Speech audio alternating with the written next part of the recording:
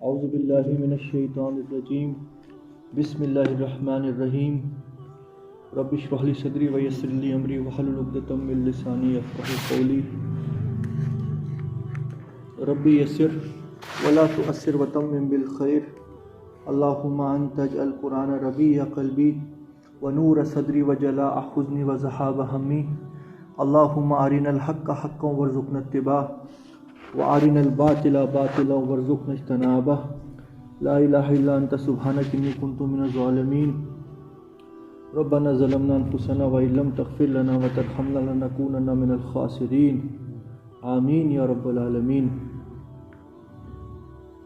آج اللہ تعالیٰ کا نام لے کے ہم ایوب علیہ السلام کا قصہ جو کہ سورۃ الانبیاء میں اللہ تعالیٰ کے اگلے جلیل و قدر انبیاء میں سے ایک ہیں ان کا آ رہا ہے، اور ان کا جو قصہ ہے ہر نبی کا قصہ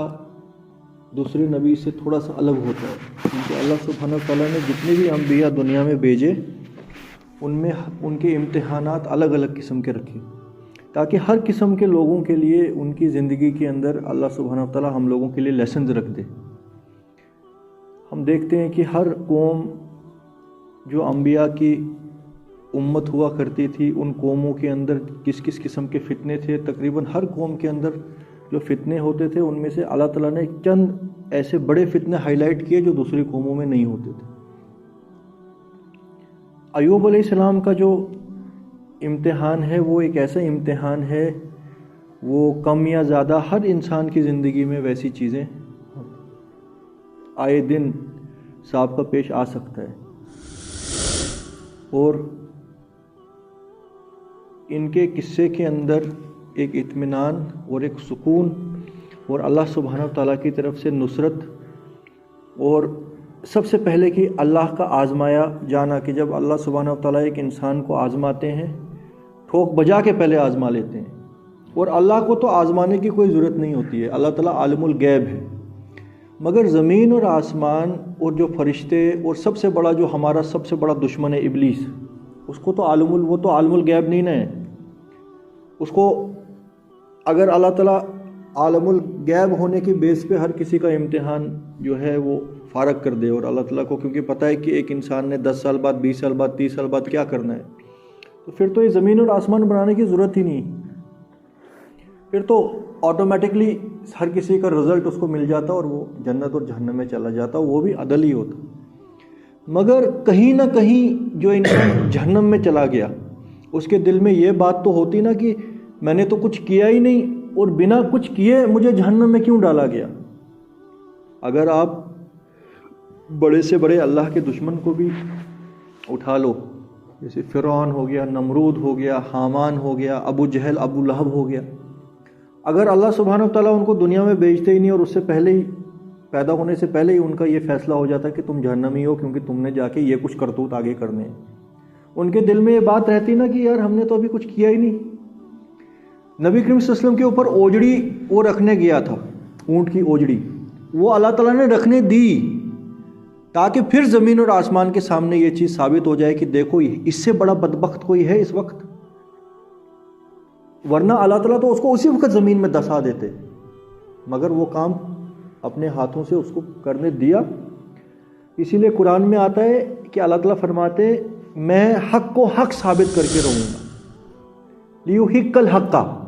حق کو حق ثابت کر کے رہوں گا، پھر ان کو سرٹیفکیشن ملے گی قیامت کے دن،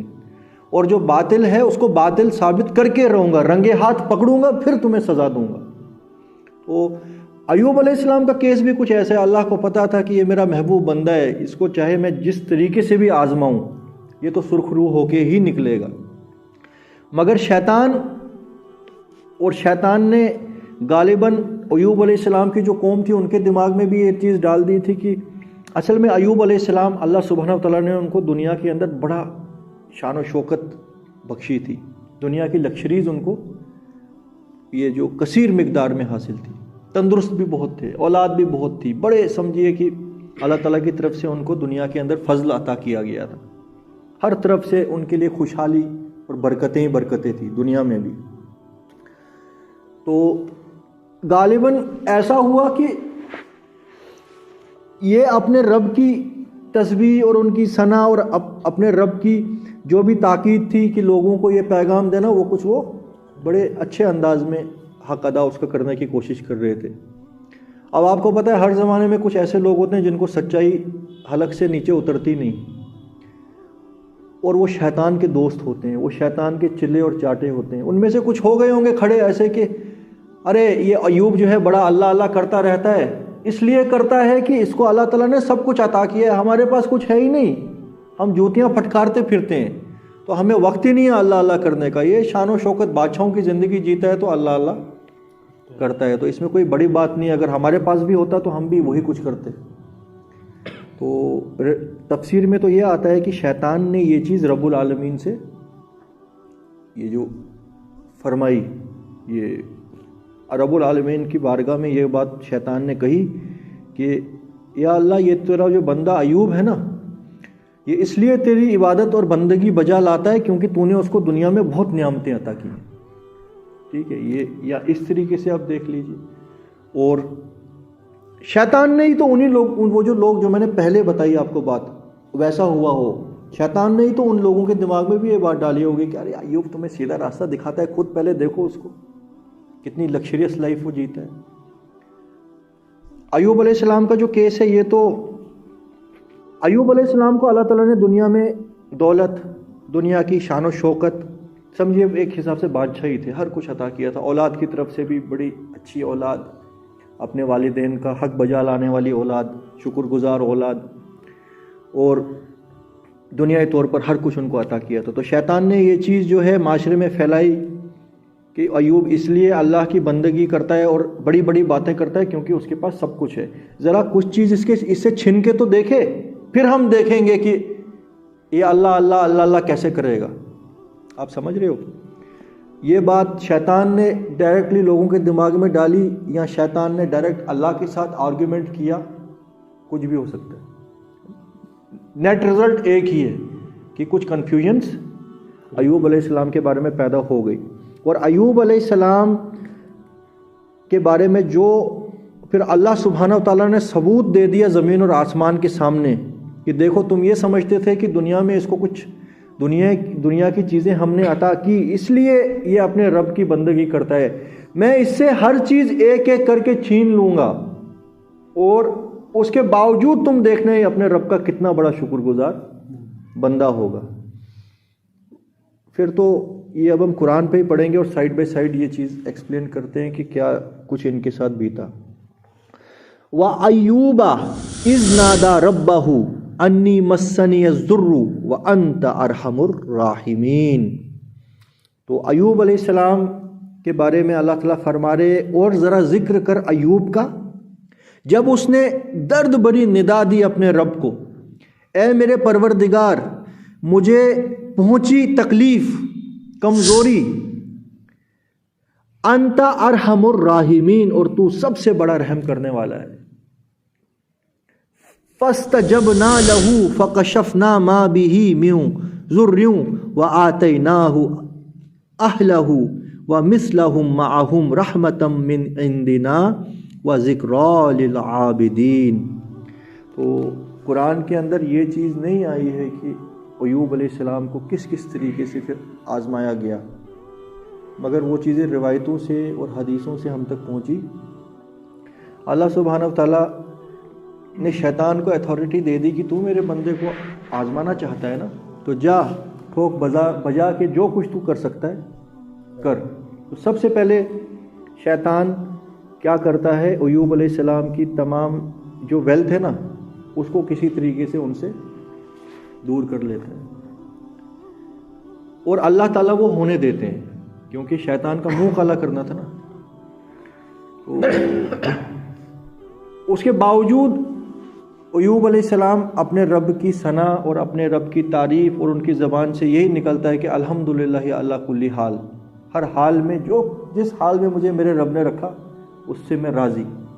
تو شیطان انسان کی شکل میں جا کے ورگلاتا بھی ہے کہ کہیں کوئی شکر گزاری کا کلمہ، اس کی ناشکری کچھ میں اس کی زبان سے نکلواؤں، یا تھوڑا سا اس کو ٹلٹ کرواؤں کہ دیکھ تو اپنے رب کی اتنی بندگی کرتا تھا مگر بدلے میں تجھے کیا ملا۔ تجھے یہ دنیا کی در در کی ٹھوکریں کھانے کے لیے تیرے رب نے اب چھوڑ دیا۔ تو مگر ایوب علیہ السلام کی زبان سے سوائے اپنے رب کی تعریف اور اپنے رب کی بندگی اور اپنے رب کی بزرگی اور اپنے رب کا شکر، اس کے علاوہ کچھ نہیں نکلتا۔ بہت طریقے سے اس کو آزمایا ہوگا۔ اس کے بعد جو اولاد تھی، شیطان نے کچھ ایسا کر دیا کہ ایوب علیہ السلام کا گھر جل گیا اور اولاد اس کے اندر تھی وہ بھی ساری کی ساری ان سے چھن گئی۔ تو اس کے اوپر بھی ایوب علیہ السلام نے یہی کچھ کہا۔ پھر شیطان گیا ہوگا، اس بڑی بیچ میں سٹوری ہوگی۔ قرآن کا ٹیمپو بہت فاسٹ ہے، مگر اس میں بہت مرحلے آئے ہوں گے، کس کس طریقے سے شیطان نے پھر اپنی تگڑم بازیاں کی ہوں گی کہ اے ایوب دیکھ، اتنی پیاری اولاد تھی تیری، تیرے رب نے یہ بھی کچھ چھین لی۔ معاذ اللہ کتنا ظالم ہے وہ رب، یہ معصوم کا رونا بھی اس کو یہ نہیں آیا، راس نہیں آیا، اور تیرے جیسے بندے کے ساتھ اس نے ایسا کیا کہ جو پلک جھپکنے بھی اپنے رب کی نافرمانیاں نہیں کرتا ہے۔ ایوب علیہ السلام کی زبان سے پھر بھی یہی کہ اسی نے اولاد دی تھی، اسی نے لے لی، تو اس میں میرا تو کچھ نہیں تھا، اگر وہ راضی ہے تو میں بھی راضی۔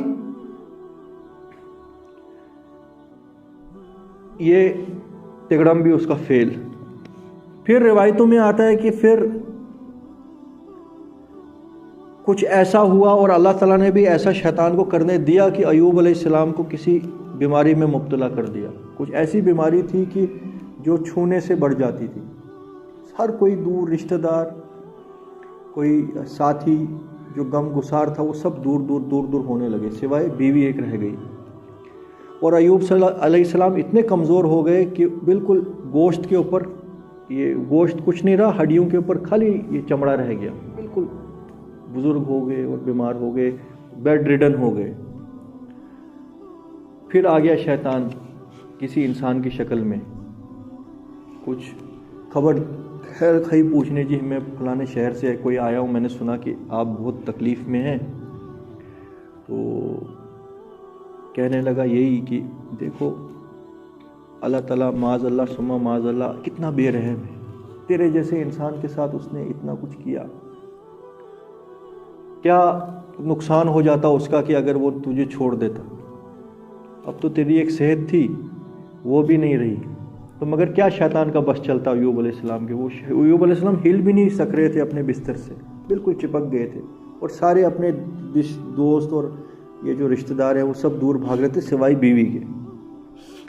تو شیطان نے جب اس وقت ان کو ورگلایا ایوب علیہ السلام، پھر شکر، اللہ کا شکر اور اللہ کی ثنا کہ جس حال میں مجھے اس نے رکھا یہ تو کچھ نہیں ہے،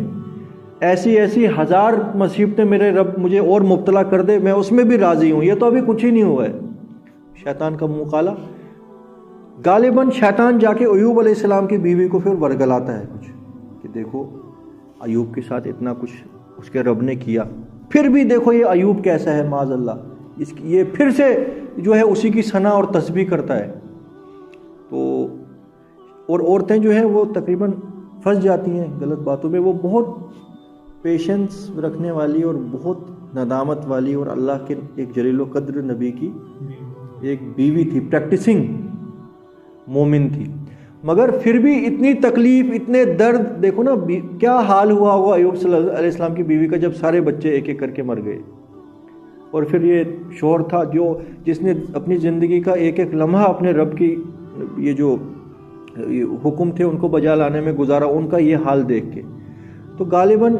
یہ تھوڑا سا دکھی ہو کے یہ اس نے کہہ دیا ہوگا شیطان کو، وہ انسان کی شکل میں جو آیا تھا کہ ہاں ہمارے کچھ ناشکری کے کلمے ان کی بیوی کی زبان سے ادا ہوئے ہوں گے۔ یہ قرآن میں نہیں ہے، غالباً حدیث میں بھی نہیں ہے، مگر جو تھوڑا سا لنک ملے گا نا ہمیں آگے، وہاں سے محسوس ہوتا ہے کہ ان کی زبان سے کچھ ایسا نکلا کہ جو ایوب علیہ السلام نے بھی سن لیا، اور ایوب علیہ السلام بہت غصے میں آ گئے، غضبناک ہو گئے۔ اس نے فرمایا کہ اگر میں اپنے ہاتھ ہلا سکتا نا، میں 100 کوڑے تجھے مارتا، کہ تیری زبان سے یہ کلمے کیسے نکل گئے۔ آپ سمجھ رہے ہو؟ وہ قسم کھا لی کہ اللہ کی قسم اگر میں ٹھیک ہو گیا نا، میں تیری چمڑی ادھیڑ دوں گا، میں تجھے 100 لاٹھیاں یا 100 کوڑے ماروں گا، قسم کھا لی۔ تو یہ اب ہم قصہ جو ہے نا یہ سورۃ الصاد میں تھوڑی ڈیٹیلز اس کی ہیں. سورۃ الصاد آیت نمبر 41. وَاذْكُرْ عَبْدَنَا ایوب، اور یاد کرو وہ وقت کہ جب کہ اے نبی یاد کرو اب اللہ کے بندے، یعنی اللہ تعالیٰ نبی کریم صلی اللہ علیہ وسلم سے فرما رہے ہیں اے نبی ذرا یاد کر ایوب کو، ہمارے بندے ایوب کو. اذ نادا ربہ انی مسنی الشیطان بنصب وعذاب، کہ جب اس کی زبان سے یہ ندا نکلی کہ اے میرے پروردگار بے شک مجھے پہنچی شیطان کی طرف سے، شیطان کی وجہ سے ایذا، بنصب اور بہت دکھ. گراؤنڈ جو ہے نا یہ ساری چیزیں یہ روایتوں سے پہنچی ہیں. یہاں خالی مطلب کی بات آئی ہے قرآن میں، اور مطلب کی بات یہ ہے کہ ایوب علیہ السلام اپنے رب کے ہر فیصلے کے اوپر راضی رہے. جیسے کہ وہ ایک شعر نہیں ہے، رضائے حق پہ راضی ہو یہ حرف آرزو کیسا، وہی خالق وہی مالک اسی کا حکم تو کیسا. رضائے حق پہ راضی ہو، یہ اللہ کی رضا پہ راضی ہونا. جس حال میں رب العالمین نے ان کو رکھا، ان کو پتہ تھا کہ اس میں اللہ کی کوئی بہت بڑی حکمت ہے، یہ بہت بڑا امتحان ہے، اور اس میں رب العالمین کی طرف سے کچھ بہت بڑی حکمتیں ہیں کہ جو زمین اور آسمان میں کچھ ثابت کرنی ہے. تو لہٰذا یہ تو میری خوش نصیبی ہے کہ میں استعمال ہو رہا ہوں اس چیز کے لیے. اللہ کا بندہ تو یہ بولتا ہے کہ میرا رب اگر چاہے میں 1000 بار قتل ہو جاؤں اس کے راستے میں اور 1000 بار زندہ کیا جاؤں. نبی کریم صلی اللہ علیہ وسلم نے یہ فرمایا نا کہ میں اللہ کے راستے میں 100 بار قتل ہو جاؤں، 1000 بار قتل ہو جاؤں، پھر زندہ کیا جاؤں، پھر قتل ہو جاؤں، پھر زندہ، پھر بھی اپنے رب کا حق میں ادا نہیں کر سکتا. ایسے ہی ہوتے ہیں اللہ کے دوست، اللہ کے نبی. تو مگر جب ہر چیز چھن گئی اور بیڈ ریڈن ہو گئے، اور جو تکلیف جو تھی نا وہ پارا بہت ہی، ہم پیشنس نہیں ان کا اپنے دماغ میں لا سکتے کہ کتنا پیشنس تھا حضرت ایوب علیہ السلام کا. مگر وہ پیشنس بھی برم کے اوپر اب پہنچ گیا تھا، کیونکہ تھے تو آخرکار انسان ہی. تو جہاں پہ بھی ایوب علیہ السلام کا قصہ اللہ تعالیٰ نے قرآن میں درج کیا ہے، ان کی 2 دعائیں قرآن میں سٹارٹ کی ہیں کہ یاد کرو وقت کہ جب ایوب، ہمارا بندہ ایوب، وَاذْكُرْ عَبْدَنَا ایوب، تو ذکر کرو میرے بندے ایوب کا، اذ نادا ربہ، جب اس نے ندا دی، درد بھری ندا اپنے رب کو، انی مسنی الشیطان بنصب وعذاب، کہ اے میرے پروردگار شیطان نے مجھے چھو لیا ایذا سے اور دکھ سے، کہ اے پروردگار اب یہ دکھ جو ہے یہ بہت زیادہ بڑھ گیا. اور پیچھے والی دعا بھی آپ ذرا ذہن میں رکھیے، ربی انی مسنی الضر وانت ارحم الراحمین.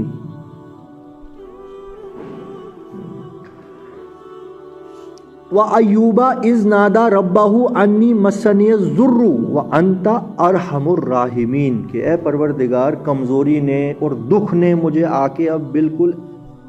انگلف کر لیا، اور تو سب سے بڑھ کر رحم فرمانے والا اور سب سے بڑھ کر رحیم ہے، ارحم الراحمین. یہاں بھی یہ نہیں کہا کہ اے پروردگار میری تکلیف دور کر، دیکھو کہیں نہیں نہ کہا، مگر ندا. اب دوست کے ساتھ تو انسان ڈسکس کرتا ہی ہے، رب العالمین کے دوست تھے یہ کہ اے پروردگار اب یہ تکلیف بہت بڑھ چکی، یعنی کہ اب یہ میرے برداشت میں نہیں ہے، باقی تو رحم کرنے والا اور رحمان ہے، باقی تیری مرضی. کہیں پہ بھی نہیں آیا کہ اس کو دور کر. اور یہاں پہ کیا ہے، اذ نادا ربہ انی مسنی الشیطان بنصب وعذاب، پروردگار شیطان نے مجھے ایذا اور دکھ سے کور کر لیا. یہ دعائیں، اور اس کے بعد اللہ سبحانہ وتعالیٰ کی طرف سے ایوب علیہ السلام کے لیے ایک دم جو تھا وہ جو رحمت کا اور یہ جو دکھ ختم ہونے کا اللہ تعالیٰ کی طرف سے فیصلہ نازل ہو گیا. اور یہ والی دعا غالباً اس وقت ان کی زبان سے نکلی ہوگی کہ جب بیوی کو بھی انہوں نے پھر گھر سے نکال دی. جب بیوی کی زبان سے وہ کلمے نکل گئے نا کہ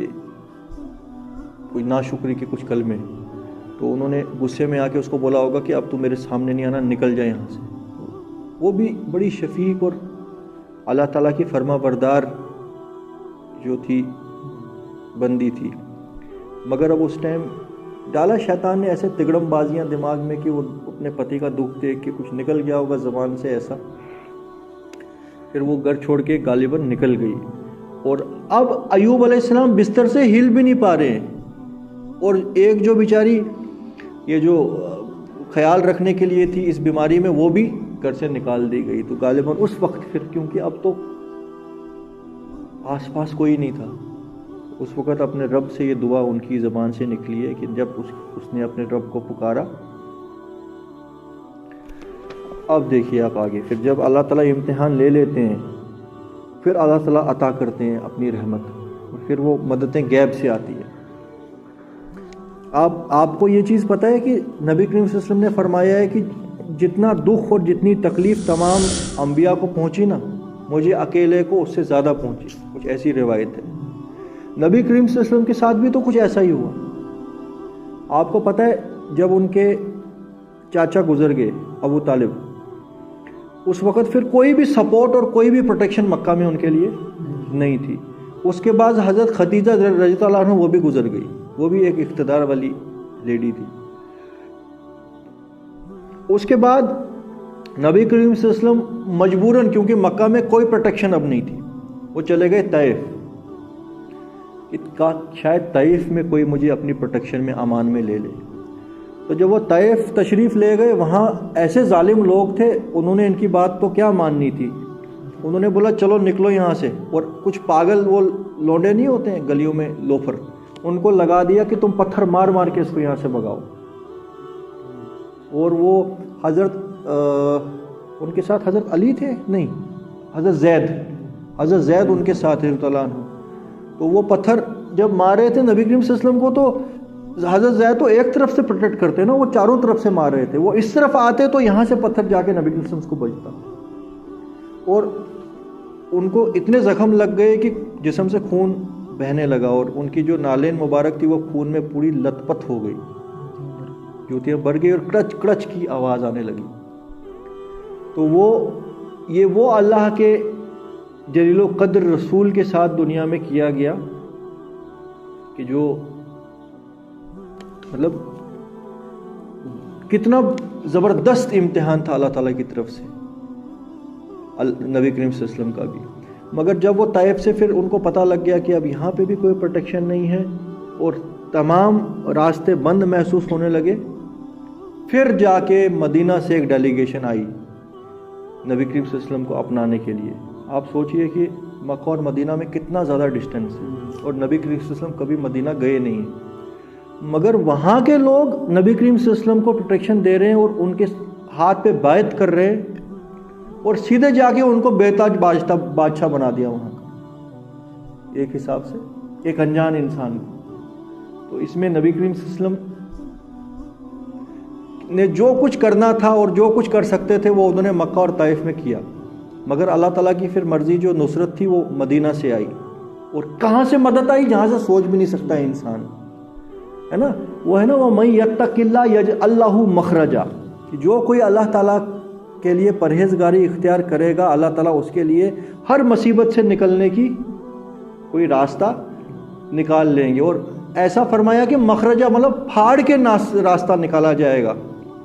وَيَرْزُقُهُ حَيْثُ لَا يَحْتَسِبُ، اور اس کو ایسی جگہ سے رزق دے گا جہاں سے اس نے کبھی سوچا بھی نہیں تھا۔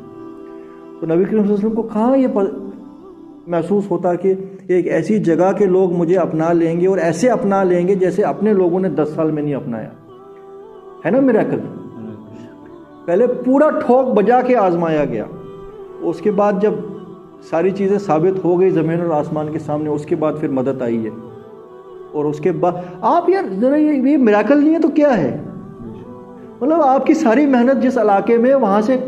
کوئی سپورٹ نہیں ہے، وہاں سے دھتکار کے نکالا جا رہا ہے، اور ایسی جگہ جہاں کبھی آپ گئے بھی نہیں ہیں، وہاں سے لوگ آ رہے ہیں جان نثار بن کے آ رہے ہیں کہ آئیے ہم آپ کے ہاتھ میں بیعت کریں گے اور آپ ہمارے ساتھ چلیے، ہمارے وہاں پہ کچھ جھگڑے چل رہے ہیں تو آپ ان جھگڑوں کو سلجھائیے۔ دماغ ہل جانے والی بات ہے نا، مگر یہ اللہ تعالیٰ کی نصرت ہے، ایسی جگہ سے مدد آتی ہے کہ سوچا بھی نہیں۔ ایوب علیہ السلام کے لیے بھی جب یہ سب ان کے ساتھ بیتا، اور یہ سب دیکھ کے شیطان کا کیا منہ کالا ہوا ہوگا، اور ان لوگوں کا جو یہ سمجھتے تھے کہ ایوب اس لیے اللہ کا اتنا ذکر کرتا ہے اور اللہ کی بندگی کرتا ہے اور ہمیں بھی بولتا ہے کہ اللہ کے راستے میں آ جاؤ، شاید اس لیے کہ اس کو دنیا میں بہت کچھ ملا ہے۔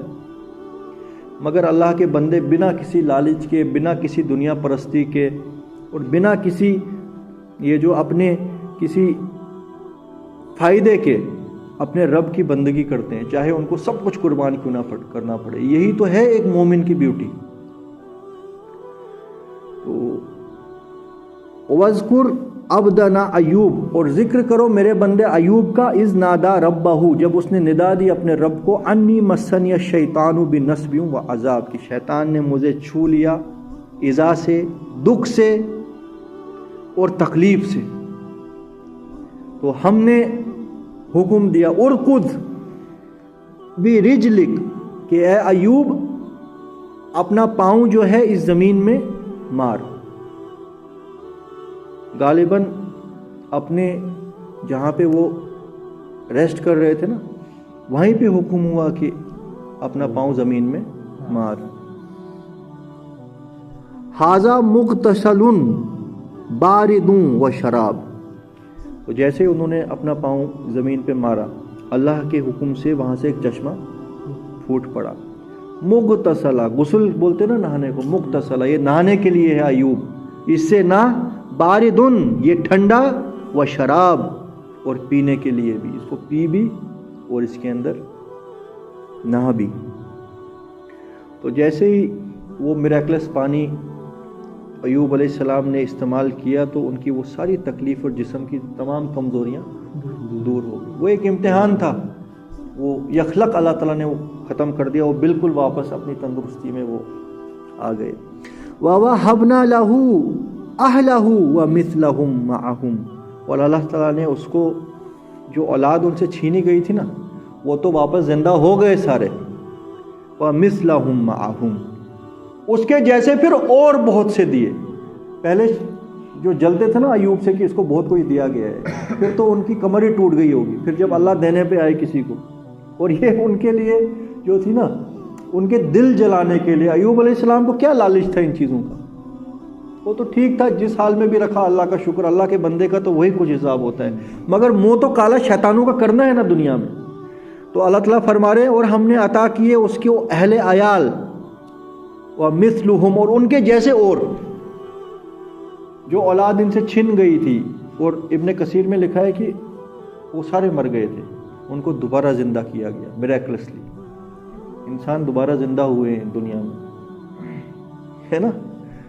ڈائریکٹ قرآن میں نہیں لکھا ہے، مگر ہے نا اشارہ تو ہے۔ وَمِثْلَهُمْ، اور کیوں؟ ان کا منہ کالا کرنے کے لیے ان شیاطین کو۔ اور ایوب علیہ السلام کو بھی کتنی ٹھنڈک ملی ہوگی کہ جب واپس دیکھ لیا کہ اے پروردگار یہ تو جیسے ایک سپنا تھا جو ختم ہو گیا، ہے کہ نہیں؟ مَعَهُمْ رَحْمَةً مِنَّا، یہ ہماری طرف سے رحمت تھی، وَذِكْرَىٰ لِأُولِي الْأَلْبَابِ اور نصیحت عقل مند لوگوں کے لیے کہ دیکھو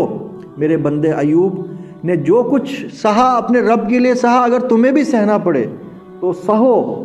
تمہارا رب تمہیں اس سے بہتر عطا کرے گا۔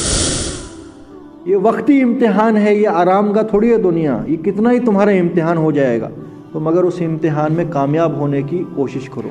آگے سنیے، وَخُذْ بِيَدِكَ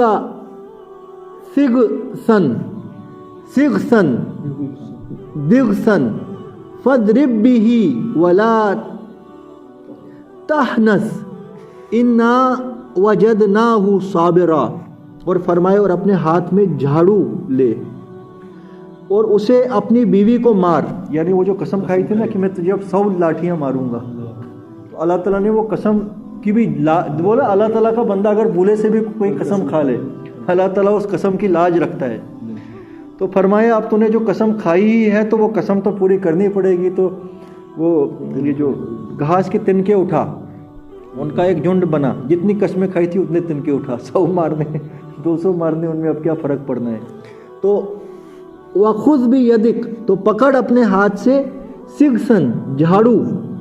दिगसन वद्रिब बिही, और उसको मार, वला तहनस, और कसम ना तोड़, इन्ना वजदनाहु साबिरा, देखो सर्टिफिकेट अल्लाह का, हमने पाया दाऊद को साबिर, अयूब को साबिर। देखो यहाँ से ये पता लगता है अयूब अलैहिस्सलाम का जो एट्रीब्यूट अल्लाह ताला ने उनको दिया है साबिर। जैसे इब्राहीम अलैहिस्सलाम है खलीलुल्लाह, अल्लाह के दोस्त, और आपके ईसा अलैहिस्सलाम है रूहुल्लाह या कलीमतुल्लाह, मूसा अलैहिस्सलाम है कलीमुल्लाह, अल्लाह से कलाम करने वाला, ईसा अलैहिस्सलाम है अल्लाह का कलीमा, कुन फयाकुन, अल्लाह का कलीमे का मतलब होता है कि अल्लाह ताला वर्ड बताएं, हो जा, और वो हो गया, वो बिना किसी दुनियाई ये जो सिलसिले के पैदा हुए, मिरेकलसली पैदा हो गए। तो इसी तरीके से अल्लाह ताला ने अयूब अलैहिस्सलाम को जो सर्टिफिकेट दिया है साबिर,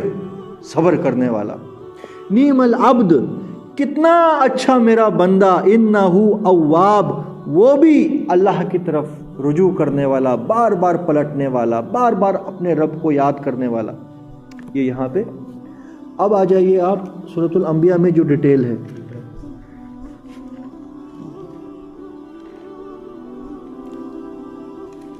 व अय्यूब इज़ नादा रब्बहु अन्नी मस्सनिय ज़ुर्रु व अंत अरहमुर राहिमीन, है मेरे परवरदिगार कमज़ोरी ने मुझे आके छू लिया और तू है बड़ा रहम करने वाला और बहुत बड़ा रहमान और रहीम। फस्तजबना लहू, तो हमने उसकी ये दुआ कबूल कर ली। ये जो फस्तजबना लहू कुरान में जहाँ भी आया है ना, नबियों के स्ट्रगल के बाद, ये जब क्लाइमैक्स में उनका स्ट्रगल पहुंचता है ना, फिर अल्लाह की तरफ से जवाब उतरा है। आप नोट करना कुरान में जो ये वर्ड इस्तेमाल हुआ है, तो हमने उसको जवाब दिया, हमने कबूल की उसकी दुआ। फ़कशफ़ना मा बिही मिन ज़ुर, और हमने दूर कर दी वो तकलीफ़ जो उसके ऊपर पड़ी हुई थी। व आतैनाहु अहलहु, और हमने उसके घर वाले उसको वापस अता किए। व मिस्लहुम माअहुम, और उनके जैसे और भी। रहमतम मिन इंदिना, के रहमत ही हमारी तरफ से, व ज़िक्रा लिल आबिदीन, और तमाम अल्लाह के बंदों के लिए नसीहत